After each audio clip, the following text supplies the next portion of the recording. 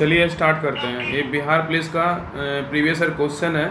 ये 2014 में एग्ज़ाम हुआ था ना, इसका हम लोग में जो है ना लाइन बाय लाइन हम सारे क्वेश्चन हम लोग पढ़ चुके हैं। आज जो है क्यू के रिविजन कर लेते हैं सारा का, 1 से लेकर 100 क्वेश्चन है। देख लीजिए इसका जो है ना ये previous year question 91 GS academy का है। देखिए ये जो है ना 19/10/2014 को एग्ज़ाम हुआ था, प्रथम पालिका है, बिहार पुलिस का प्रीवियस ईयर क्वेश्चन है।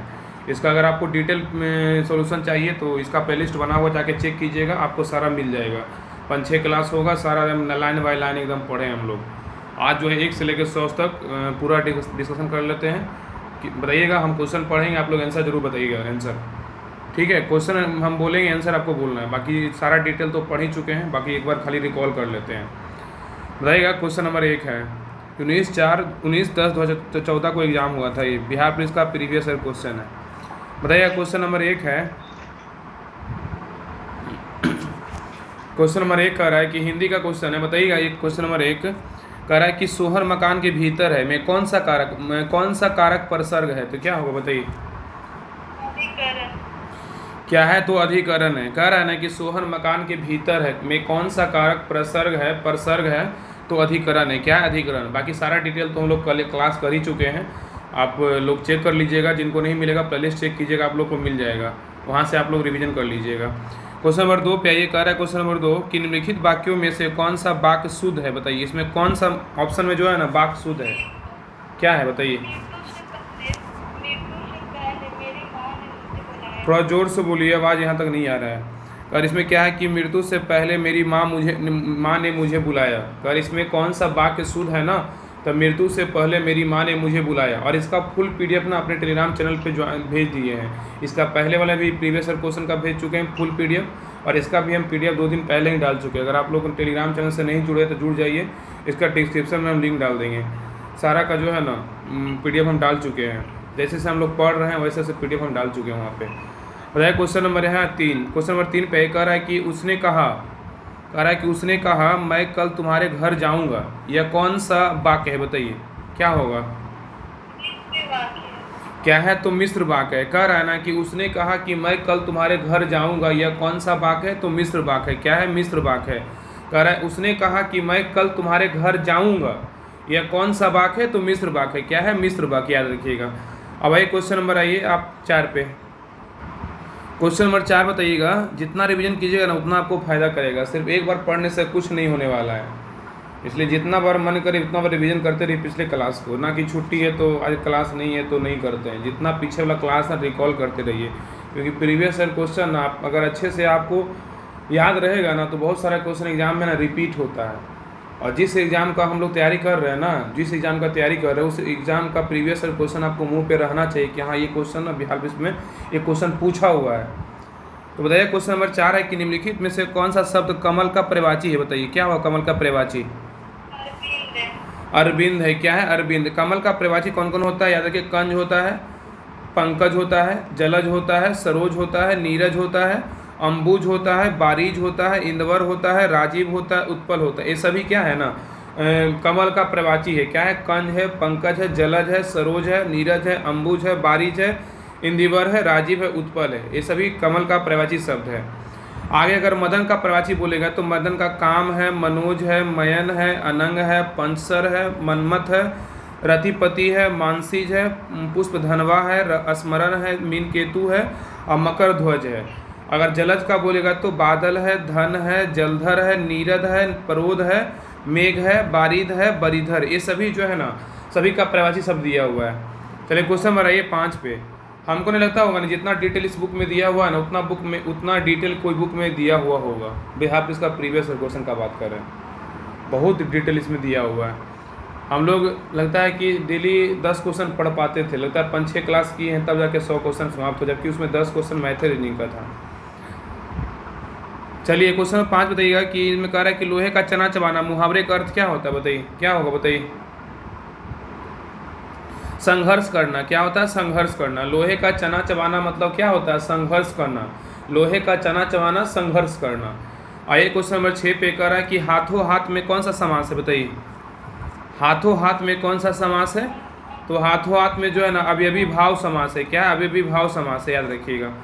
नेक्स्ट क्वेश्चन नंबर 7 पे बताइए कि निम्नलिखित में से कौन सा शब्द सही शुद्ध नहीं है, बताइए कौन सा शब्द सही शुद्ध नहीं है, बताइए इसमें शुद्ध नहीं है, बताइए क्या होगा। इसमें जो है ना उज्ज्वल क्या कह रहा है, इसमें कौन शब्द ये नहीं है, तो उज्ज्वल जो है ना क्या है इसमें, तो दिए गए शब्द विकल्प में से बी जो है उज्ज्वल शब्द सही नहीं है, लेकिन क्या उज्ज्वल का सही रूप क्या होता है, उज्ज्वल ये होता है, ठीक है। अन विकल्प दवाइयाँ मयंक ये सब क्या है, सही है, याद रखिएगा। क्वेश्चन नंबर 8 पे कह रहा है कि निम्नलिखित में से किस शब्द में समास है, बताइए, और थोड़ा जोर से बोलिए ना, किस शब्द में समास है, तो याद रखिए उपयुक्त सभी में समास है, क्या है, सभी में है।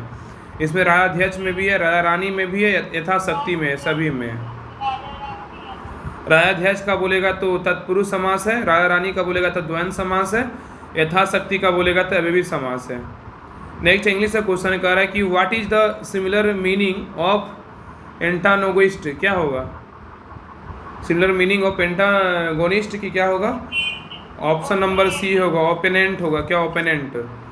नेक्स्ट है क्वेश्चन नंबर 10 पे कह रहा है कि what is the most opposite meaning of the insane, क्या होगा, बताइए।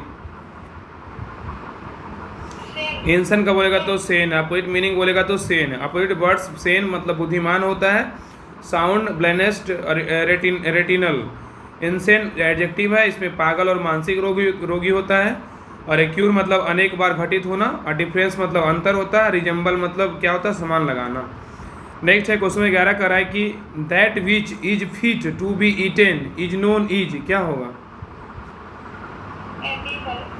एडिबल होगा, क्या होगा, एडिबल, क्या होगा, एडिबल। आइए क्वेश्चन नंबर 12 पे, क्वेश्चन नंबर 12 कह रहा है कि which of the following is similar in meaning as the phrase in name only, क्या होगा, बताइए।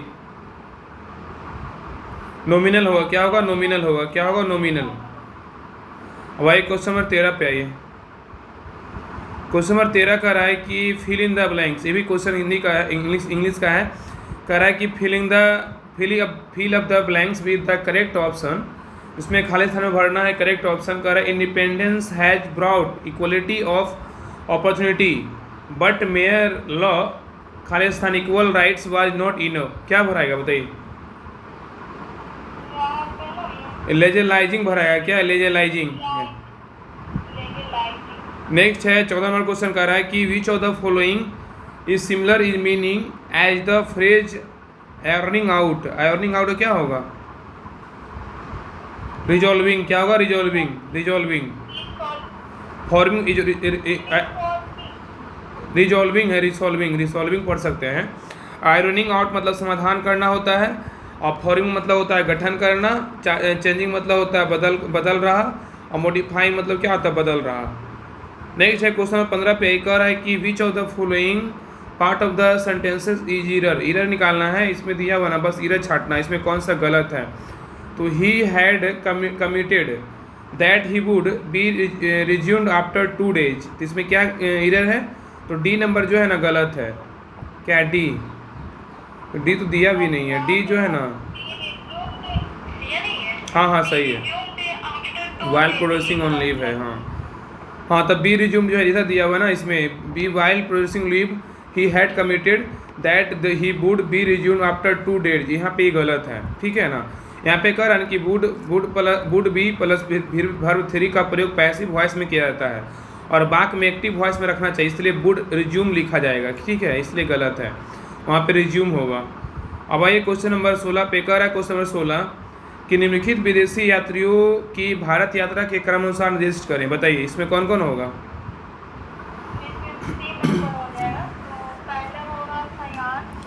पहले होगा फाहियान, फिर ह्वेनसोंग, फिर Thomas Roe, option number C होगा, फाहियान, ह्वेनसोंग और थॉमस रो होगा। अब आइए क्वेश्चन नंबर नेक्स्ट पे, क्वेश्चन नंबर नेक्स्ट कर रहा है, आइए क्वेश्चन नंबर डायरेक्ट आप आइए 17 पे, 17 नंबर क्वेश्चन कर रहा है, बताइएगा कि निम्नलिखित विशेषज्ञों में से कौन महान गणितज्ञ तथा खगोल ज्ञानी था, बताइए क्या होगा, क्या है, तो आर्यभट्ट है। कह रहा है कि निम्नलिखित विशेषज्ञों में से कौन महान गणितज्ञ तथा खगोल ज्ञानी था, तो आर्यभट्ट था। नेक्स्ट है क्वेश्चन नंबर 18 पे आइए, हाँ क्वेश्चन नंबर 18 पे आइए, 18 पे, हाँ 18 पे बताइए। 18 नंबर क्वेश्चन कर रहा है कि सिकंदर महान ने किस वर्ष भारत पर आक्रमण किया था, बताइए क्या होगा। 326 ईसा पूर्व में किया था। सिकंदर जो था ना वो भारत पे आक्रमण कब किया था, 326 ईसा पूर्व में किया था। अब एक क्वेश्चन नंबर नेक्स्ट पे, क्वेश्चन नंबर कह रहा है कि 19 पे कह रहा है कि 13वीं शताब्दी में किसके द्वारा किए गए शब्द के प्रयोग का तात्पर्य 16वीं शताब्दी के में बाबर द्वारा प्रयुक्त शब्द के अर्थबोध का समान था, तो क्या होगा। जियाउद्दीन बर्नी का।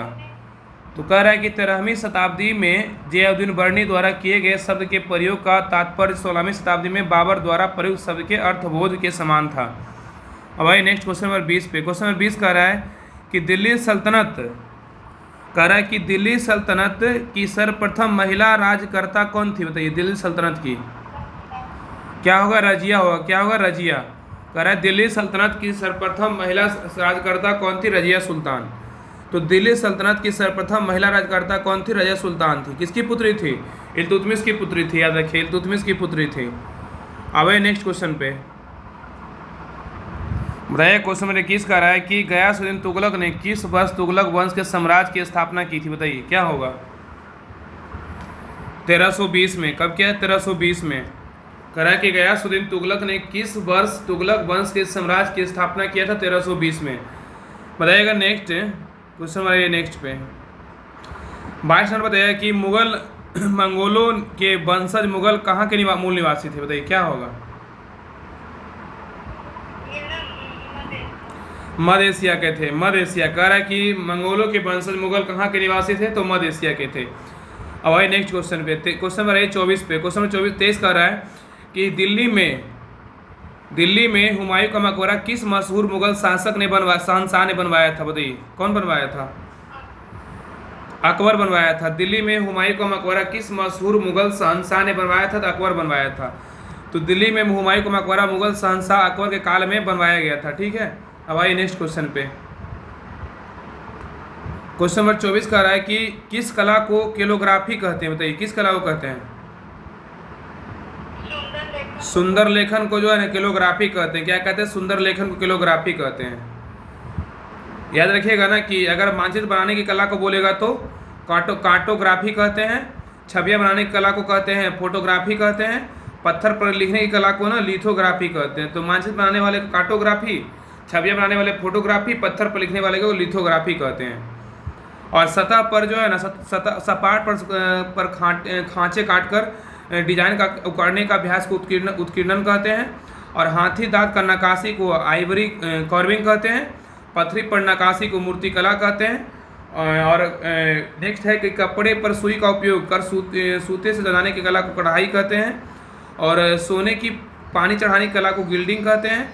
और सुखाने वाले तेल के माध्यम से पिगमेंट के साथ पेंटिंग करने की प्रक्रिया को जो है ना तेल चित्र कहते हैं। और नेक्स्ट है धागों या उसके दो अलग अलग सेटों से कपड़ा बनाने की विधि को बुनाई कहते हैं। और कागज डिजाइन की कला को क्या कहते हैं, तो कागज काटना कहते हैं। और कागज पर चिन्हित करने की दृश्य कला को क्या कहते हैं, चित्रकला कहते हैं। इमारत बनाने की कला को क्या कहते हैं, तो वास्तुकला कहते हैं। अब आइए क्वेश्चन नंबर 25 पे बताइए, क्वेश्चन 25 कह रहा है कि राजराजेश्वर मंदिर कहाँ स्थित है, बताइए क्या होगा। हाँ, तंजावर में स्थित है। क्या है, तंजावर में। नेक्स्ट है, आइए क्वेश्चन नंबर नेक्स्ट पे सारा डिटेल जो है ना, सारा का डिटेल हम लोग पढ़ चुके हैं। आपको क्लास देखिए, चेक कीजिएगा, आपको मिल जाएगा सारे इसी चैनल पे। बताइए क्वेश्चन नंबर 26 कह रहा है कि पंडित जवाहरलाल नेहरू का जन्म किस वर्ष हुआ था, बताइए। 1889 में हुआ था। पंडित जवाहरलाल नेहरू का जन्म हुआ था ना, कब हुआ था, 1889 में हुआ था। सही है, बताइएगा। क्वेश्चन नंबर नेक्स्ट है, कह रहा है 27 नंबर क्वेश्चन कर रहा है कि 27 नंबर बहुत डिटेल दिया हुआ है। 27 नंबर क्वेश्चन कर रहा है कि कब जो है ना कौन सा ईस्वी में महात्मा गांधी द्वारा दांडी मार्च अभियान को छेड़ा गया था, क्या होगा। 1930 में। हाँ, 1930 में महात्मा गांधी द्वारा दांडी मार्च अभियान को छेड़ा गया था। आगे क्वेश्चन हमारा ये नेक्स्ट पे कह रहा है, क्वेश्चन नंबर 28 कह रहा है कि स्वराज मेरा जन्मसिद्ध अधिकार है और मैं इसे लेकर रहूंगा, यह कथन किसका है, लोकमान्य बाल गंगाधर तिलक का है। कह रहा है कि स्वराज मेरा जन्मसिद्ध अधिकार है, इसे मैं लेकर रहूंगा, लोकमान्य बाल गंगाधर तिलक का पुस्तक है। बताइएगा। नेक्स्ट क्वेश्चन है, कह रहा है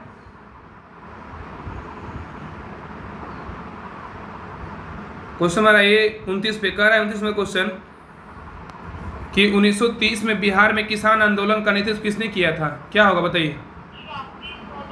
स्वामी सहजानंद। कौन किया था? स्वामी सहजानंद। 1930 में बिहार में किसान आंदोलन 1930 में बिहार में किसान आंदोलन का नेतृत्व किसने किया था? स्वामी सहजानंद ने किया था। नेक्स्ट क्वेश्चन पे आइए, क्वेश्चन नंबर 30 पे आइए। इतना लॉन्ग डिटेल दिया हुआ है ना कि एक क्वेश्चन में एक पेज पूरा पार। क्वेश्चन नंबर 30 बताइएगा कि नील दर्पण के लेखक कौन है? बताइए।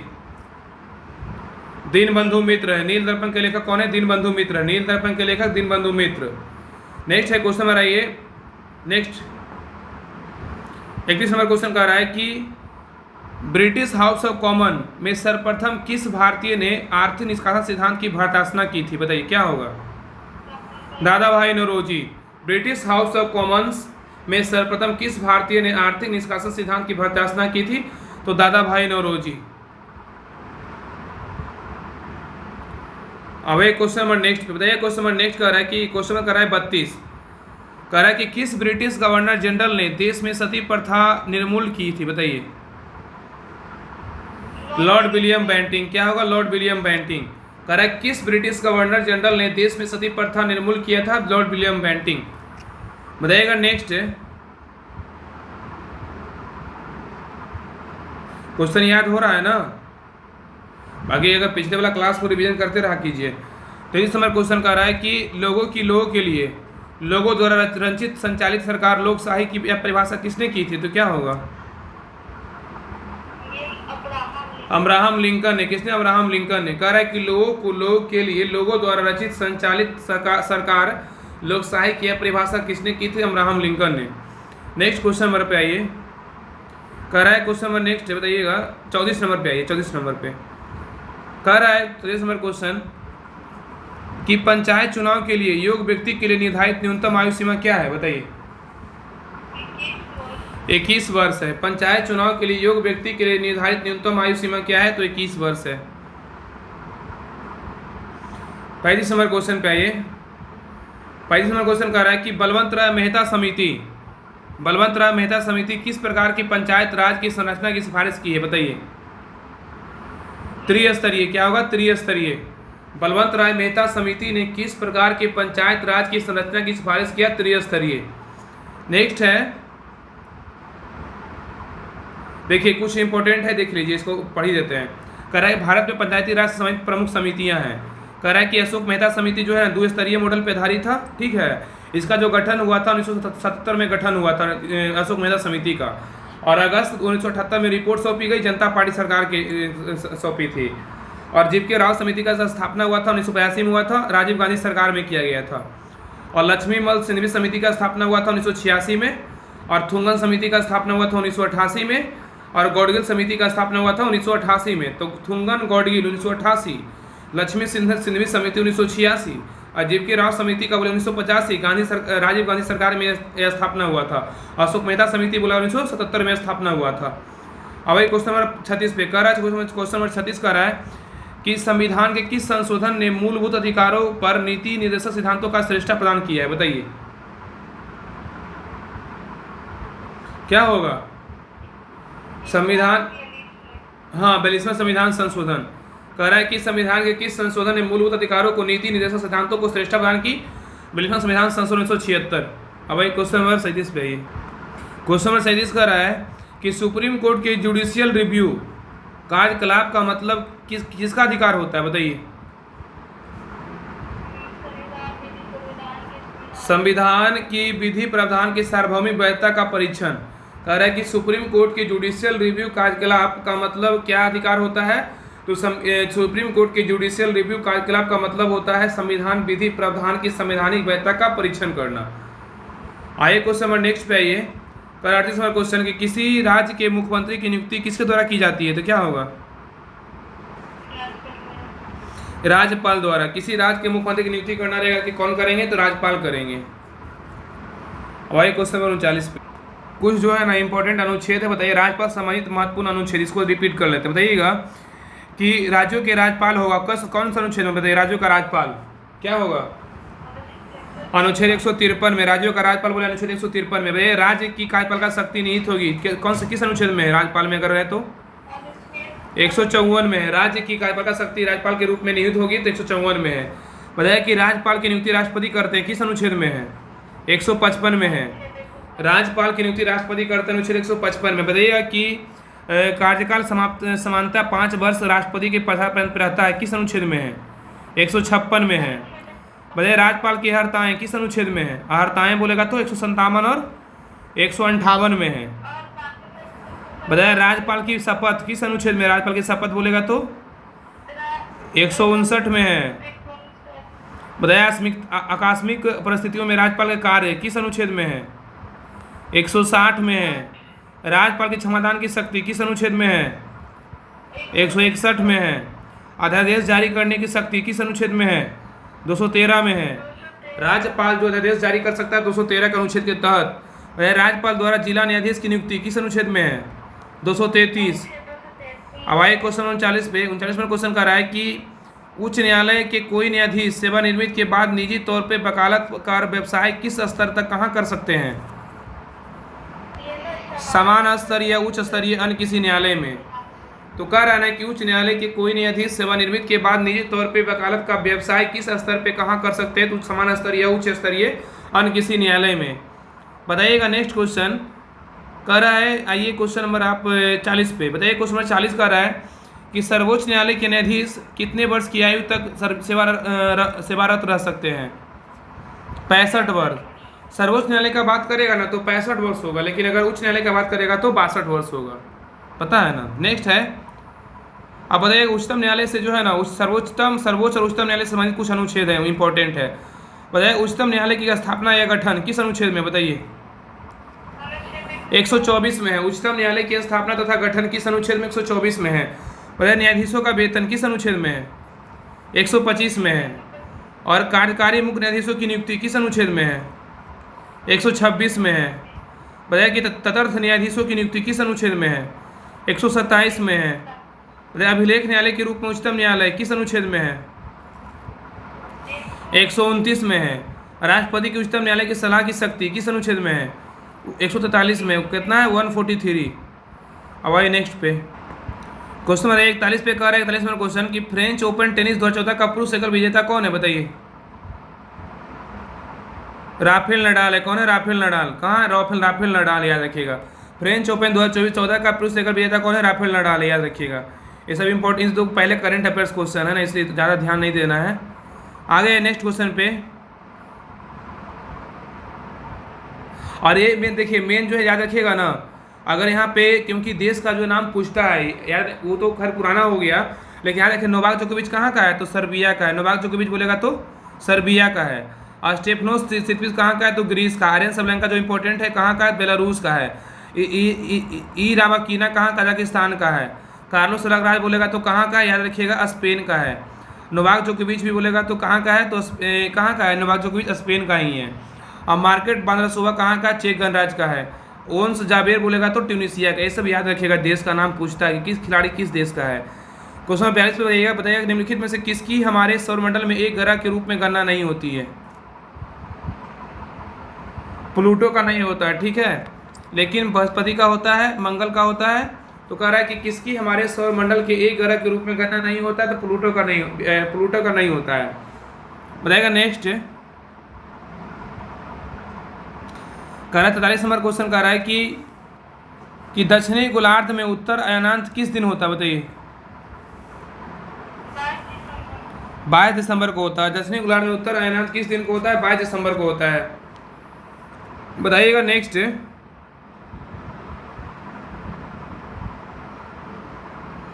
44 नंबर क्वेश्चन कह रहा है कि पृथ्वी का प्राकृतिक उपग्रह कौन सा बताइए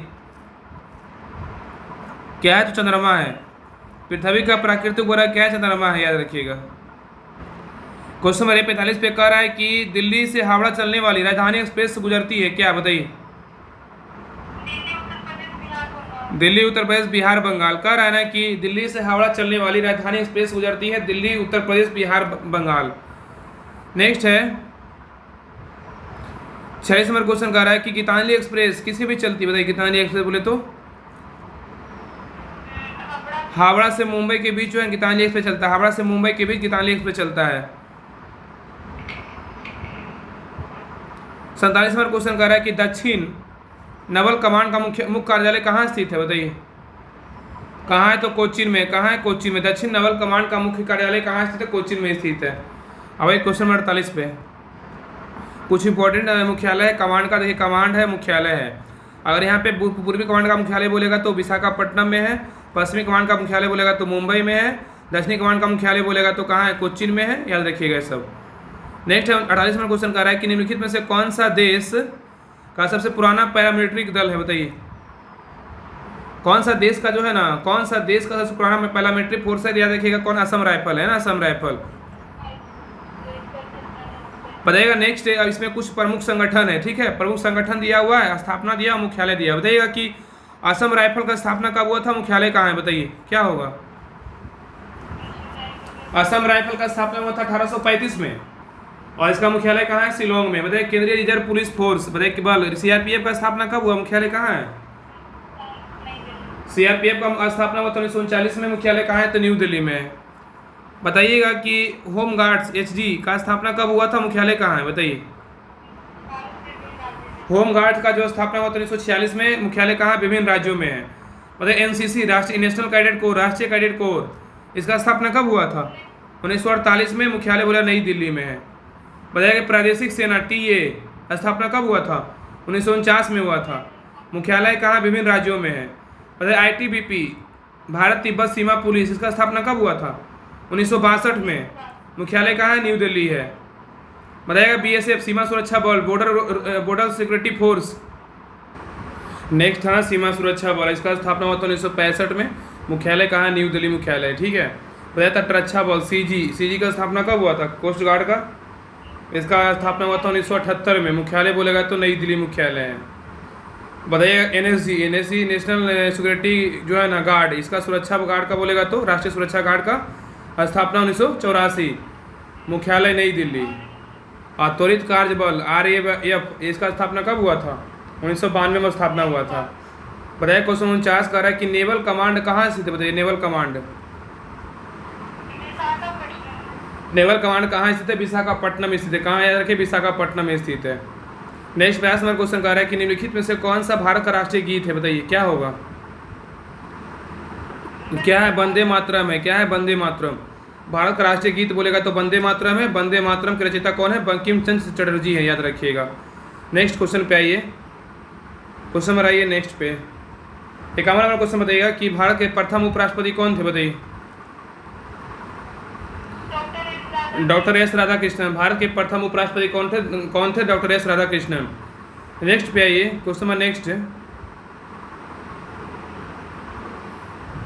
कह रहा है 52 नंबर क्वेश्चन कह रहा है कि भारत के राष्ट्रीय पक्षी का नाम क्या है, बताइए क्या होगा, क्या है, तो भारत के राष्ट्रीय पक्षी का नाम क्या है, तो मोर। भारत के राष्ट्रीय पक्षी का नाम क्या है, तो मोर। इसको मयूर भी बोल सकते हैं। और मोर का वैज्ञानिक नाम क्या है, तो पावो क्रिस्टेटस है। मोर का वैज्ञानिक नाम क्या है, पावो क्रिस्टेटस। अब मोर जो है ना श्रीलंका का राष्ट्रीय पक्षी भी है, रखिए मोर जो है श्रीलंका का भी राष्ट्रीय पक्षी है। भारत का राष्ट्रीय पक्षी तो है ही, तो ही है, लेकिन उसके बाद श्रीलंका का भी राष्ट्रीय पक्षी मोर है। अब भारत के कुछ राष्ट्रीय चिन्ह है। राष्ट्रीय पुष्प बोलेगा भारत का क्या है, तो कमल है। इसका वैज्ञानिक नाम क्या है, नेलेम्बो न्यूसिफेरा। राष्ट्रीय फूल बोलेगा तो कमल। और राष्ट्रीय फल बोलेगा भारत का क्या है, तो आम है। इसका वैज्ञानिक नाम मैंगीफेरा इंडिका। राष्ट्रीय पशु बोलेगा तो बाघ है, पैंथेरा टाइग्रिस। राष्ट्रीय वृक्ष बोलेगा तो बरगद है, फाइकस बेंगालेंसिस। और राष्ट्रीय नदी बोलेगा तो गंगा। इसको घोषित कब किया गया था राष्ट्रीय गंगा नदी भारत को, तो 4 नवंबर 2008 को। और राष्ट्रीय जलीय जीव बोलेगा तो गंगा डॉल्फिन है, जो प्लानिस्टा गंगेटिक है। इसको 2009 में जो है ना घोषित किया गया था, इसलिए। और 5 अक्टूबर क्या मनाते हैं, राष्ट्रीय डॉल्फिन दिवस मनाते हैं। और राष्ट्रीय विरासत पशु बोलेगा तो भारत का हाथी है, एलिफेंट इंडिका। और राष्ट्रीय ध्वज बोलेगा तो क्या है, तिरंगा है। और जिसमें लंबाई चौड़ाई होता है 3:2 के अनुपात में, केसरिया सफ़ेद हरा रंग होता है। और इसे 22 जुलाई 1947 को अपनाया गया था। और राष्ट्रीय कैलेंडर बोलेगा तो ग्रेगोरियन कैलेंडर है, ठीक है, ये सब याद रखिएगा। क्वेश्चन नंबर 53 का रहा है कि दक्षिण पूर्वी रेलवे का क्षेत्रीय मुख्य कार्यालय कहाँ स्थित है, बताइए। कोलकाता में। कहाँ है, कोलकाता में। दक्षिण पूर्वी रेलवे का क्षेत्रीय मुख्य कार्यालय कहाँ स्थित है, कोलकाता में है। नेक्स्ट है क्वेश्चन 54 का है कि रेलवे स्टाफ कॉलेज कहाँ स्थित है, बताइए। बड़ोदरा में है। कहाँ है? बड़ोदरा में। रेलवे स्टाफ कॉलेज बोलेगा तो बड़ोदरा में स्थित है। रेलवे स्टाफ कॉलेज बड़ोदरा में स्थित है। हाँ, बड़ोदरा गुजरात में है। और कपड़ा उद्योग अनुसंधान संस्थान बोलेगा तो अहमदाबाद में स्थित है। अंतरिक्ष उपयोग केंद्र बोलेगा तो कहाँ स्थित है? अहमदाबाद में स्थित है। तो रेलवे स्टाफ कॉलेज बोलेगा तो बड़ोदरा। और इसका पूछेगा ना कि प्रथम चांसलर कौन बने थे रेलवे स्टाफ कॉलेज का, तो अश्विनी वैष्णव जो रेल मंत्री हैं, बट पहले भी थे, वर्तमान में भी रेल मंत्री हैं। और कपड़ा उद्योग बोलेगा अनुसंधान संस्थान अहमदाबाद, अंतरिक्ष उपयोग केंद्र संस्थान बोलेगा तो अहमदाबाद में स्थित है। और इधर और देखिए, भौतिक अनुसंधान प्रयोगशाला बोलेगा PRL कहाँ स्थित है? अहमदाबाद में स्थित है। भौतिक अनुसंधान प्रयोगशाला अहमदाबाद में स्थित है। भारत का मैनचेस्टर किसको कहते हैं? अहमदाबाद को कहते हैं। और भारत का विपणन संस्थान कहाँ स्थित है? जयपुर में स्थित है भारत का विपणन संस्थान। और जयपुर को जो है ना भारत का गुलाबी पिंक सिटी कहते हैं। जयपुर को पिंक सिटी कहा जाता है।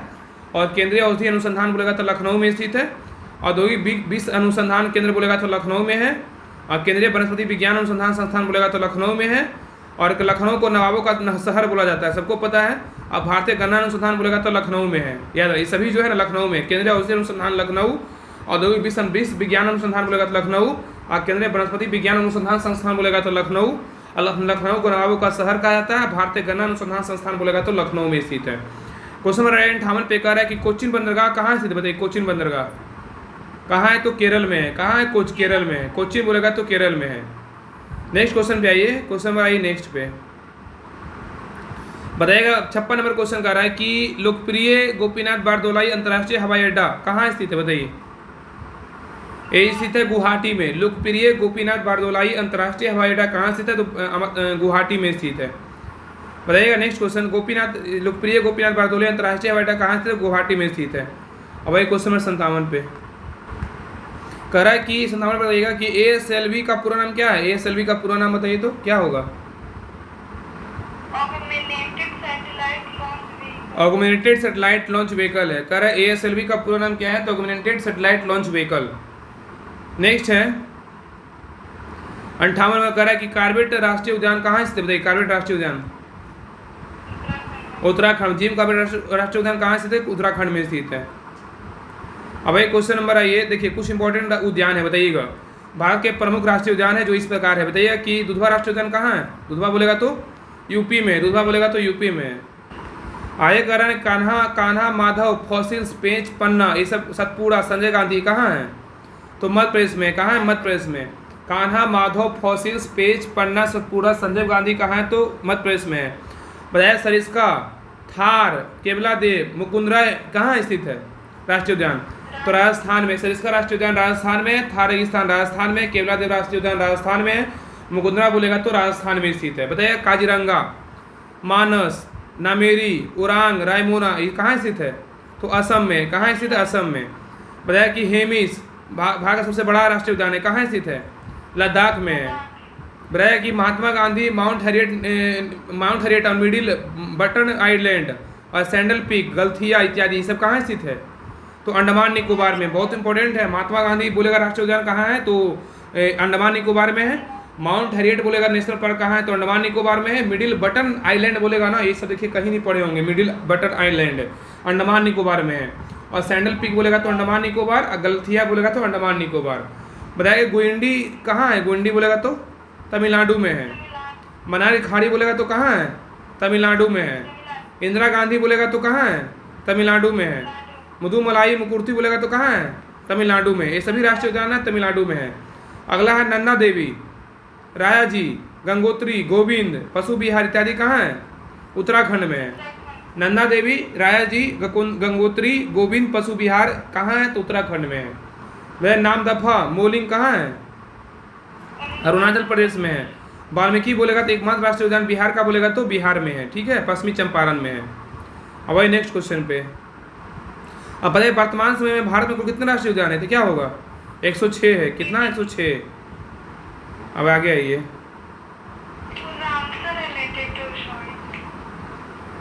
बताइए 59 नंबर क्वेश्चन बताइएगा कि पी डोराई स्वामी अयंगर क्या बजाते थे? बताइए। बीना। क्या बजाते थे? बीना। पी डोराई स्वामी अयंगर क्या बजाते थे? बीना बजाते थे। पी डोराई स्वामी अयंगर जो है ना बीना के प्रमुख वादक थे, ठीक है।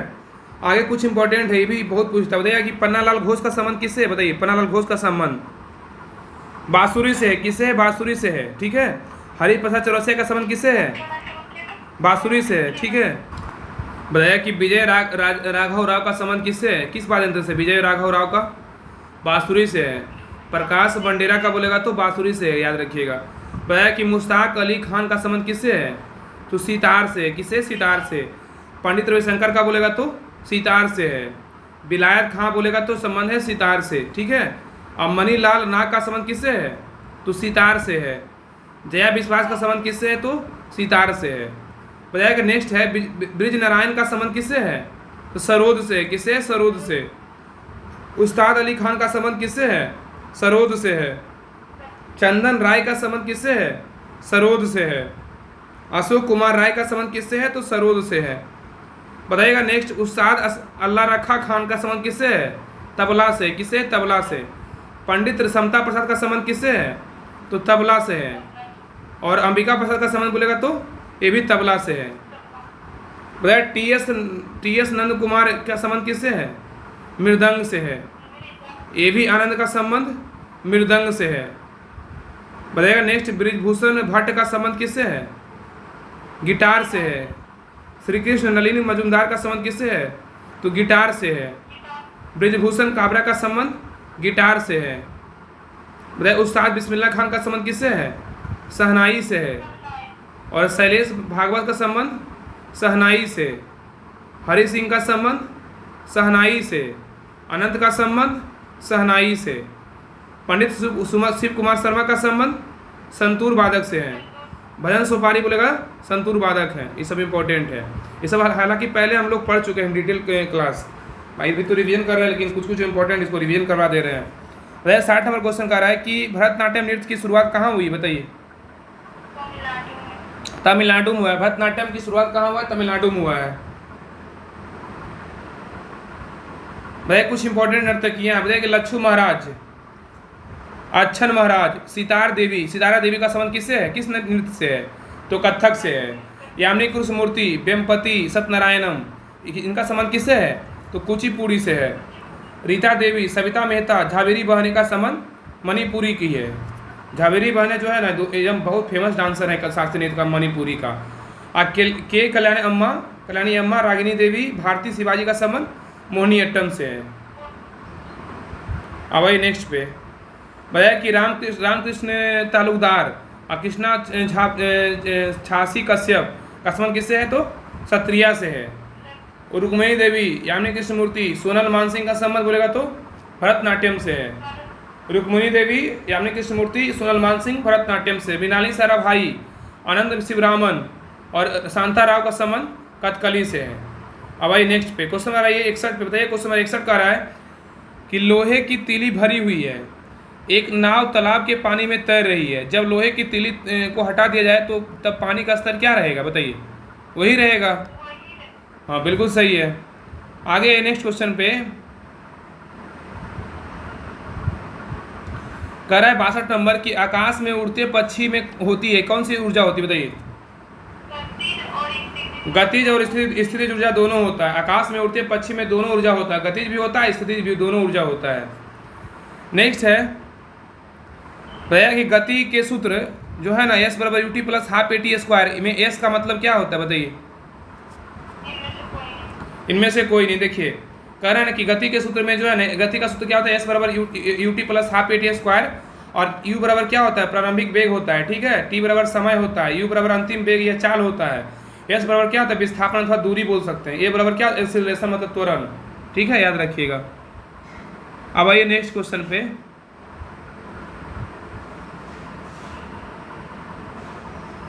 क्वेश्चन में नेक्स्ट कह रहा है कि सोने का शुद्धतम स्वरूप कौन सा है? बताइए। 24 कैरेट का है। हाँ, सोने का शुद्धतम रूप होता है 24 कैरेट का। नेक्स्ट है क्वेश्चन 65 कह रहा है कि कोयला किस प्रक्रिया से बनता है? कोयला बताइए।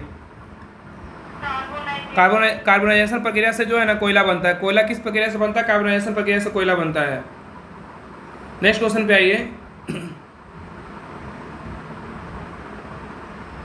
कह रहा है कि 66 नंबर क्वेश्चन कह रहा है कि इन्वर्टर बैटरी में कौन सा एसिड का उपयोग में लिया जाता है? बताइए। इन्वर्टर बैटरी H2SO4 क्या होगा H2SO4?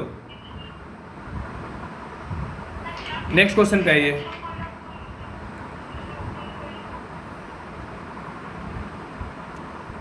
चलिए आगे। तो याद रखिएगा ना, सबसे अच्छा कोयला का बात करेगा तो कौन सा होगा? एंथ्रासाइट ना, सबसे अच्छा कोयला एंथ्रासाइट।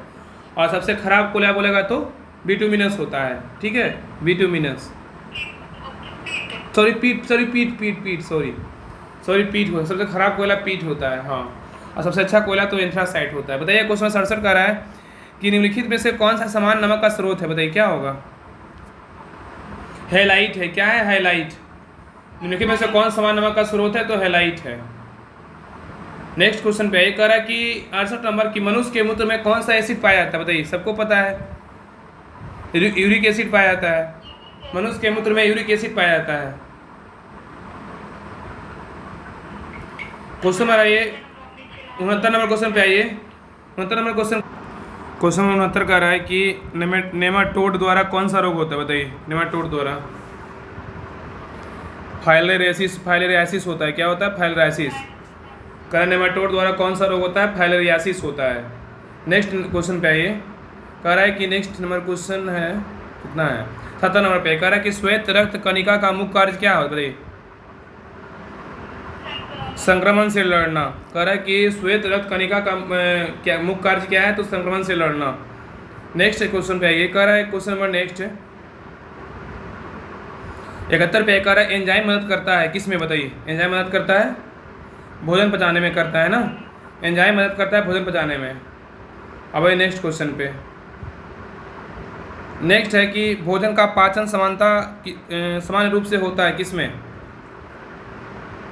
छोटी आंत में होता है। भोजन का पाचन समान रूप से होता है छोटी आंत में। बताइएगा। नेक्स्ट क्वेश्चन 73 नंबर पे कह रहा है कि समान पुरुष के शरीर का तापमान, 73 नंबर क्वेश्चन है, कह रहा है कि समान पुरुष के शरीर का तापमान कितना होता है? 36.9 डिग्री सेल्सियस होता है। हाँ, समान पुरुष के शरीर का तापमान कितना? 36.9 डिग्री सेल्सियस होता है। नेक्स्ट क्वेश्चन पे कह रहा है कि सबसे बड़ी धमनी आर्टरी नाम किस नाम से जानी जाती है? आर्टरी। सबसे बड़ी धमनी आर्टरी जो है ना, किस नाम से जानी जाती है? तो महाधमनी, एओर्टा के नाम से जानते हैं, ठीक है। नेक्स्ट क्वेश्चन कह रहा है कि 75 नंबर कि केटला, इसी को कतला बोलते हैं, और रेहू मतलब राहु दृष्टांत है किसका? बताइए। फ्रेश वाटर फिश का है। कतला रेहू जो है ना, दृष्टांत है फ्रेश वाटर फिश का है। नेक्स्ट क्वेश्चन पे आइए। कह रहा है कि 76 नंबर क्वेश्चन की ब्लीचिंग पाउडर का रासायनिक सूत्र क्या होता है? बताइए। ब्लीचिंग पाउडर का रासायनिक सूत्र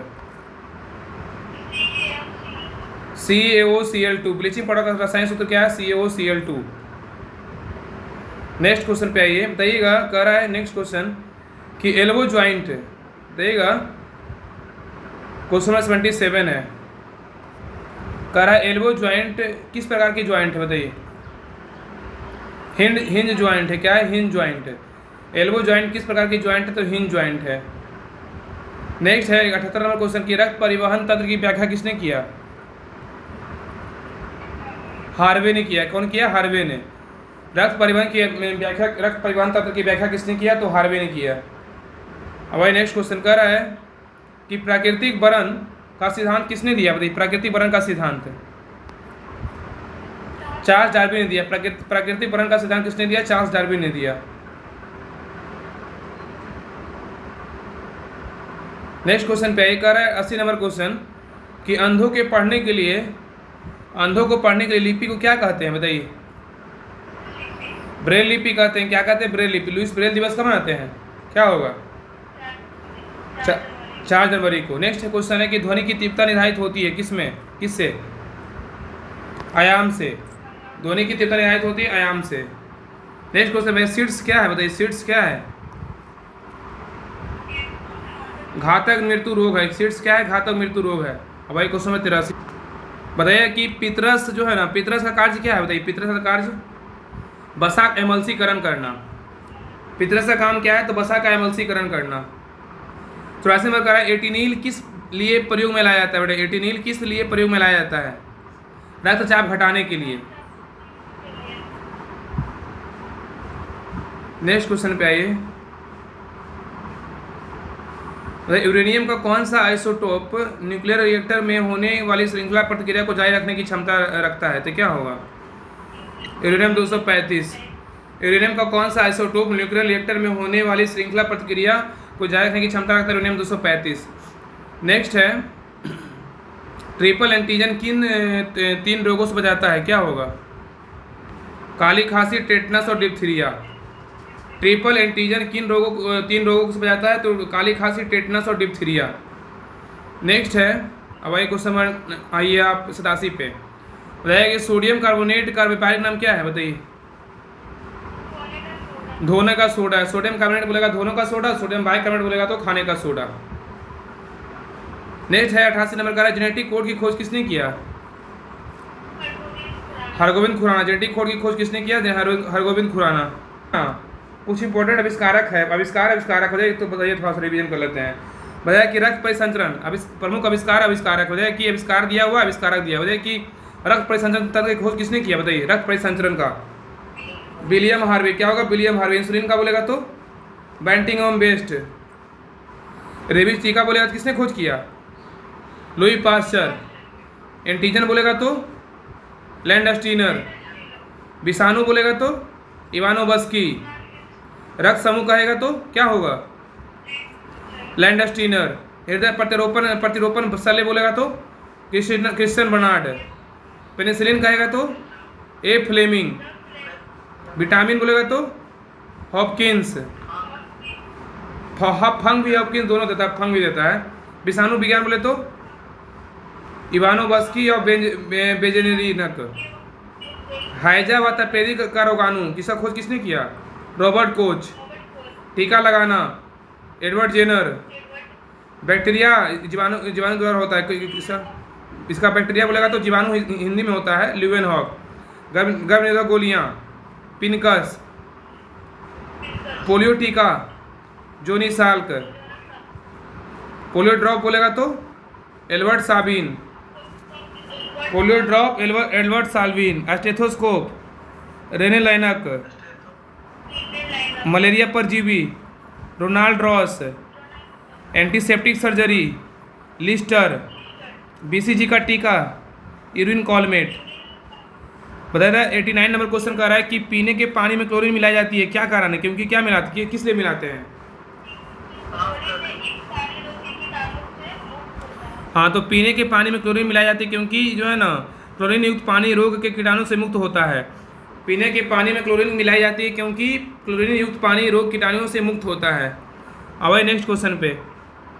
90 नंबर क्वेश्चन कर रहा है कि शरीर में आयोडीन कमी से कौन सा बीमारी होता है? बताइए। घेघा होता है। क्या होता है? घेघा। शरीर में आयोडीन कमी से कौन सा रोग होता है? तो घेघा रोग होता है। अब जो है ना, आगे मैथ के रीजनिंग का क्वेश्चन दिया हुआ, आप लोग बना लीजिएगा, ठीक है ना? पीडीएफ सेंड किया हुआ ही है, और बाकी दोबारा क्लास को देख लीजिएगा, सारा जो है ना अच्छे से क्वेश्चन याद हो जाएगा। सारा देखिए मैथ रीडिंग का क्वेश्चन है, 10 क्वेश्चन जो है ना इसमें मैथ रीडिंग सारा दिया हुआ है। तो ये सेट नंबर 2014 का जो प्रीवियस ईयर क्वेश्चन था ना, खत्म हो गया। तो आज के लिए रहने दे दीजिए यहीं तक, और बाकी बिहार पुलिस का होमवर्क आज दे देंगे, ठीक है? आज जो है ना आज डाल देंगे बिहार पुलिस का। हम लोग जो है ना इसका डिस्कशन भी हम लोग से इसका करने वाले हैं। तो रहने दीजिए आज के लिए यहीं तक। क्लास को अच्छे से रिविजन कर लीजिएगा, सारा क्वेश्चन फिर से याद हो जाएगा, अच्छे से दिमाग में सेट हो जाएगा। और बाकी इसका डिटेल जो अगर इसके इस पीडीएफ का अगर डिटेल क्लास देखना ना, तो सारा क्लास इसका प्लेलिस्ट बना हुआ है, जाके चेक कीजिएगा, आपको सारा क्लास मिल जाएगा। तो रहने देते हैं आज के लिए यहीं तक।